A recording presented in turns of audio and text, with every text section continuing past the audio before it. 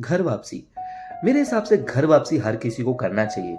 Bible में घर वापसी का घटना मैं बताता हूँ। एक जवान लड़का अपने पिताजी को छोड़कर चला जाता है और उसको लगता है कि मैं अपने जीवन को अपनी मर्जी के अनुसार जीऊंगा। धन संपत्ति उड़ाया, दोस्तों के साथ जीवन जिया, पाप किया, गलत काम किया। आखिर में उसने ये पहचान लिया कि ये जीवन अलग से नहीं जिया जा सकता है। उसके दोस्तों ने उसको छोड़ दिया, उसकी धन संपत्ति खत्म हो गई, बीमारी आ गई। जब वो अपने आप में पूरी तरह टूट चुका था, जब उसने जिंदगी के असलियत को देख लिया था, वो तुरंत घर वापसी कर लिया। वो अपने घर वापस गया जहां पर उसके पिता थे और उसके पिता ने उसको स्वीकार किया और बहुत बड़ा आशीष उसको मिला। ठीक उसी प्रकार ये पूरी दुनिया परमेश्वर से दूर हो गई है, यही बाइबल कहती है। पाप के कारण हम परमेश्वर से दूर हो गए हैं। यीशु मसीह ने पूरे इंसान को, आपको और मुझे इसीलिए बनाया ताकि हम उनके साथ रह सके।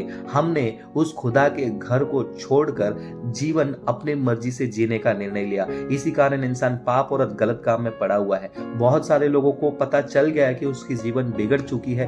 कुछ लोगों का जीवन बिगड़ रहा है, वो थोड़ी बहुत एहसास में है। कुछ लोग अपने जीवन को बिगाड़ रहे हैं लेकिन उनको पता भी नहीं है। आप इसमें से कौन से स्टेज में है मैं नहीं जानता हूं, लेकिन आपको एक दिन पता चल जाएगा कि आपकी जिंदगी आपकी मर्जी के अनुसार जी आप नहीं सकते। बिगड़ जाएगी, बिगड़ रही है या फिर बिगड़ी होगी। तो आपको भी क्या करना है? घर वापसी करना है, यानी कि यीशु के पास आना है। सबसे पहले इंसान यीशु के पास जाने के लायक नहीं था, इसीलिए यीशु खुद आपके पास आया, आपको नया जीवन देने के लिए, और इंतजार कर रहे हैं और बुला रहे हैं कि घर वापसी करो।